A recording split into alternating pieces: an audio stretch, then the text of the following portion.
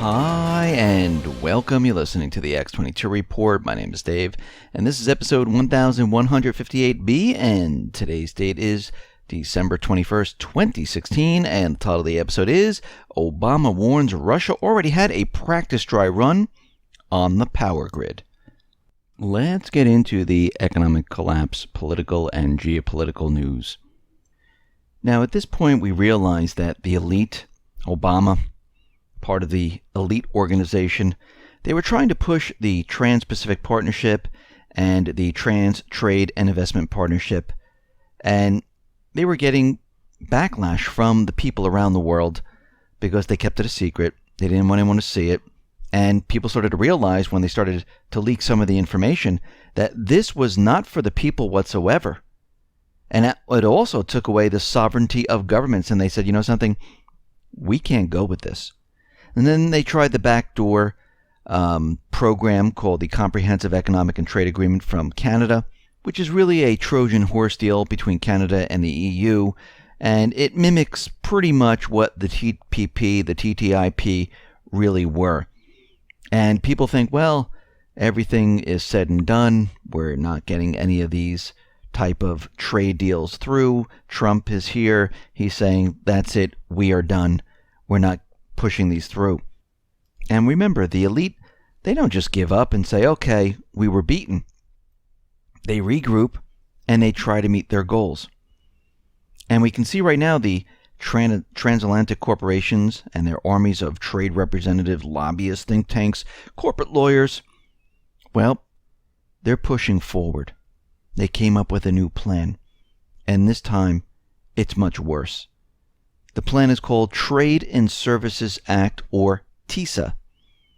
And we can see right now that this agreement, well, this is going to involve more countries than the TTIP and the TPP combined. Some of the countries, of course, is the United States, 28 members of the European Union, plus Australia, Canada, Chile, Colombia, Costa Rica, Hong Kong, Iceland, and many more. And what we're seeing right now is that this deal is a hyper-secret trade agreement whose contents are supposed to remain concealed from the public view for at least 5 years after being signed. And it would also lock in the privatization of services, even in cases where private service delivery has failed, meaning governments can never return water, energy, health, education, or other services to public hands. It also seeks to promote offshoring of healthcare services, resulting in rising costs for public healthcare systems. In addition, TISA would restrict signatory governments' rights to regulate stronger standards in the public's interest, including in the financial services industry. Not only would TISA promote offshoring of jobs, but it would also greatly expand domestic inshoring. Foreign contractors would be able to bring in workers to conduct work inside a consumer country, say the United States, on terms and conditions well below minimum local pay and local standards. The workers would not even have to be from a TISA country. And this is what the TTIP, the TPP, had in store, to bring in workers. And they would get paid their wages from their country working here in the United States. Again, how does an American worker compete with that? They cannot. Yes, this still has the secret court where it takes the sovereignty away from the countries. And we can see right now, they want this completely hidden. Now, does Trump know about this right now? Maybe, maybe not. But we can see right now, the elite, they're going to be pushing this new plan. They don't want anyone to see it. They have not given up. All they did was take what they had, rewrapped it, put it in a nice bow, and said, look at this trade agreement. Completely different from what it was before, but you just can't look at it until about 5 years after it's signed. I mean, does this seem open and transparent and good for the public if you can't see something like this? It isn't. We know that Facebook right now is working with many different fact-checking websites like Snopes, PolitiFact, and we see that Snopes, well, they're going to gain access to private user data in the fight against so-called fake news. An unnamed Facebook employee confirmed that social media giant will basically allow Snopes and other fact-checking websites, they will allow them to gain access to personal data, which is very interesting in itself. Why do they need the personal data? And we know that Snopes, PolitiFact, these are CIA operations. They're tied to Soros, tied to the elite, to push their narrative. They're not really doing fact-checking. They're fact-checking against the government. Doesn't mean the government is the truth. It just means that's where they're checking it. Again, I go back to the examples. If I came out with a story that said Obamacare, the Affordable Care Act, the premiums are going to rise by 25%, exchanges will close down, they would have fact-checked it against the government, against what they had, and they say, no, premiums are going to go down. Exchanges won't close. It's impossible. And they would deem my story as completely fake. But it turns out that story is completely true, and what they said is completely fake. We see the U.S. House Oversight and Government Reform Committee. Well, they released damning new report on law enforcement's growing use of Stingray cell phone surveillance tools. Monday, the U.S. House Oversight and Government Reform Committee, well, they released a new report that calls for improved oversight and guidelines for law enforcement use of cell site simulators, which are known as Stingrays.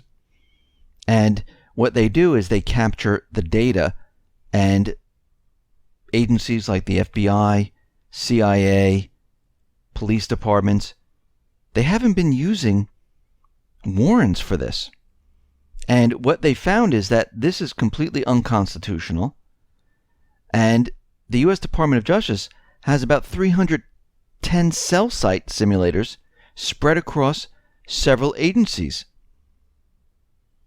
And we can see right now, this is in complete violation of the Fourth Amendment. And we can see that it is violating the people's rights. There is no reason to do this unless you're tracking down a criminal case and you need to get a warrant. We see there was a memo leaked and it revealed Trump's top defense priorities, and the corporate media is out there, and they're making a very, very big deal about this. And the first one of what Trump is going to do is he's going to develop a strategy to defeat and destroy the Islamic State. Well, first he has to realize that the elite right now and many of the agencies inside the United States, they are supporting the Islamic State. Covert money is going towards them. We're supplying them with arms. And to defeat them, just pretty much cut off the funding. Cut off the support. And they will completely disappear because they won't be getting a paycheck. 2, build a strong defense by eliminating budget caps. 3, develop a comprehensive cyber strategy. 4, eliminate wasteful spending by finding greater efficiencies. And when they looked at this, the corporate media, they're saying, what about Russia?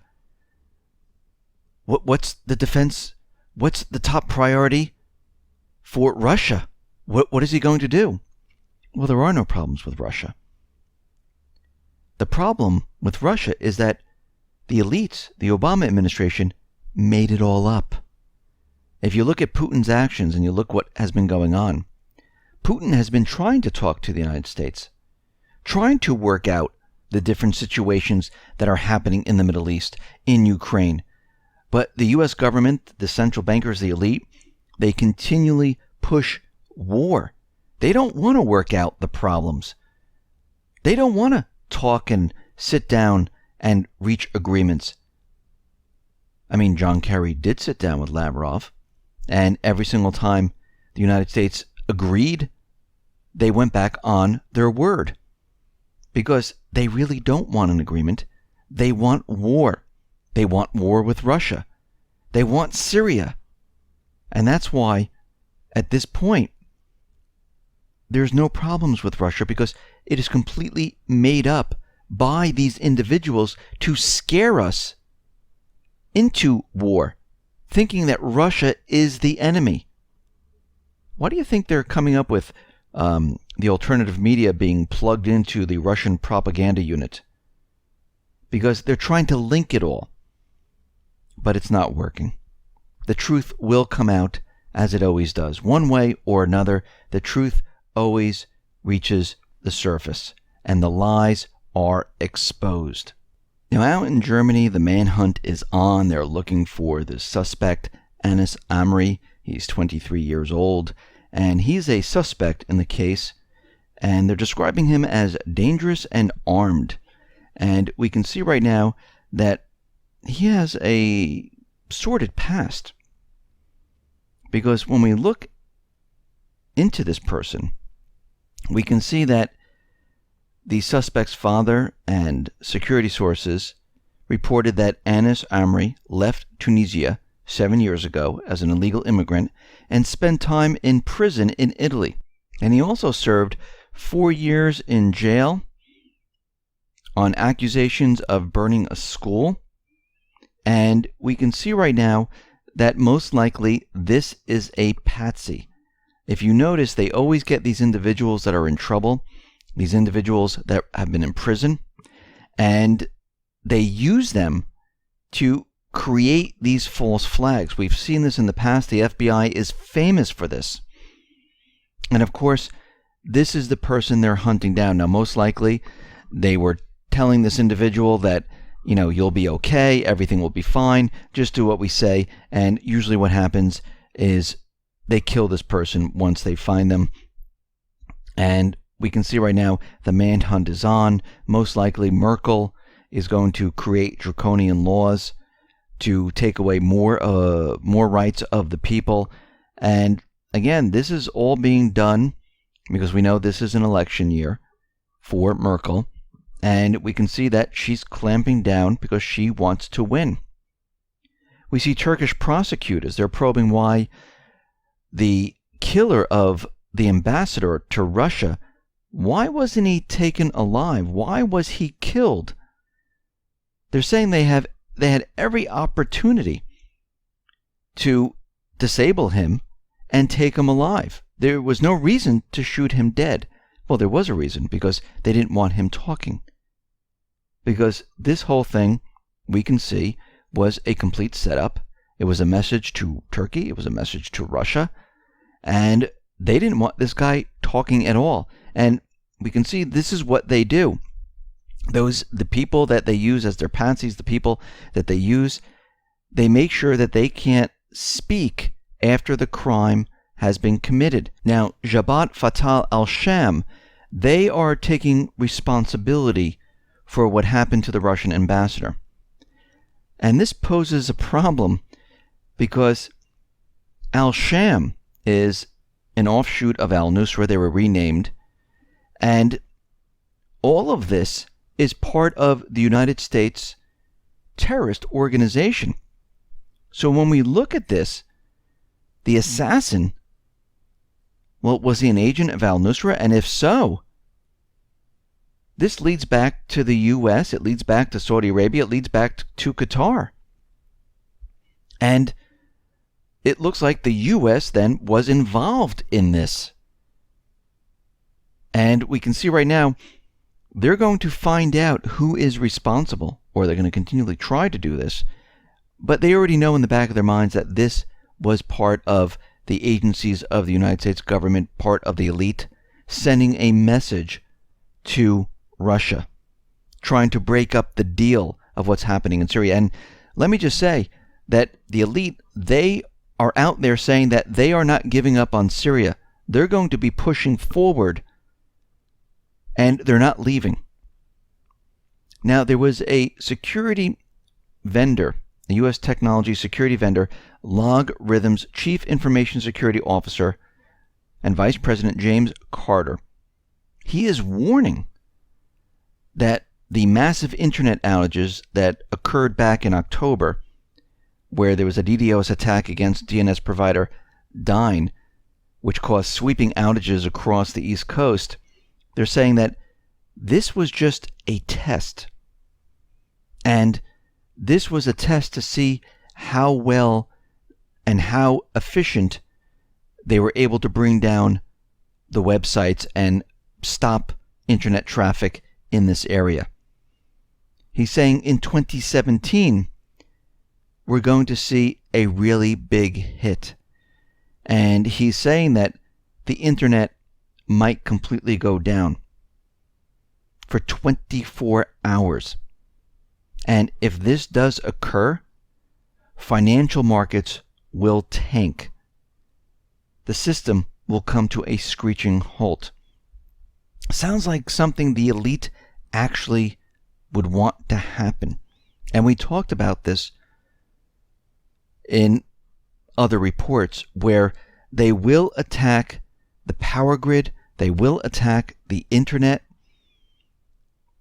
and they want to blame another country or group. And it looks like they're going to blame Russia for this because Obama is out there and he's saying that these widespread attacks on the internet, which block millions of Americans from getting to these popular websites, he's saying that this was a dry run for a massive attack by Russia on Election Day, and it was a dry run for an attack on the power grid. And he says it looks like that Russia is ready to bring down the power grid at any moment. So we have this individual, James Carter, we have Obama out there pushing this propaganda, and we know where all this is going. Think about it for a second. They didn't get what they wanted. They're not going to be in power. Someone is standing in their way. Now it is time to take this to the next level. To create an event of all events. To bring down the economy. To blame this on another country. And they're setting the stage, not just for the economy. They are setting the stage for this event. This is why they're putting out these little blurbs out there, letting everyone know that this was a dry run. Russia hacked the elections. Russia might be hacking the rest of the internet. They might be hacking the electrical grid. They're doing this on purpose. They want everyone to know when the entire system goes down, and I'm not saying it's going to go down across the entire country, because that'd be ridiculous, because no information would flow back and forth and they couldn't get their message out. They will have pockets of where different areas the electric will go down and other areas will be fine. The reason why they need to do this is because they still need the flow of information to get to the people, and they need other people to understand what is happening all at the same time. This way they can point the finger and say, oh, this was Russia. Russia brought down the financial markets on the East Coast. Nobody can get to any websites. They also brought down the electrical grids in, let's say, Dallas, LA, and other areas. And I do believe back in 2003, when they brought down the East Coast, when we had that power outage period, that was a test to see if they were able to do it. And we can see right now, they do these practice runs to make sure they have the ability to do it. And we can see that everything is being set up at this point, because there's nothing left for them to do. They're backed against the wall. They've lost the White House. They lost the Middle East. It is time to bring down the economy. They have no other options left. It's time to start a war. It's time to have the event to convince the American people, because as this goes on longer and longer, and people shy away from the corporate media, don't believe what these individuals are saying anymore. It's going to be harder and harder to prove that it was Russia, because right now the polls are showing that many people don't think that Russia had anything to do with the elections, the outcome of the elections, that Russia's cyber attack had no effect on the election outcome. And we know that Russia didn't cyber attack, but people already waking up and saying, yeah, I just don't believe. So we have the clock ticking down right now, and they need to do something before people completely wake up and they realize that the government is lying to everyone. So we can see that they're running against the clock right now. They need to keep the narrative. They need to keep everything in place. They need to make sure that everyone understands that the economy was doing well because they've been keeping the illusion alive, pushing the stock market up. And what they're going to do is they're going to bring all of this down. Not just the economy. They're going to have events that follow up on this. And for them, okay, Trump is in the White House. He's president. And he's going to have to deal with all of this. And they're going to make it horrific for him. And it's going to be horrific for everyone else. Because we've talked about these scenarios before. And we can see they're pushing their agenda right now. And it's just a matter of time before it all happens. Listen, everyone, thanks a lot for listening. Be well, be safe, and especially be prepared. Thanks a lot.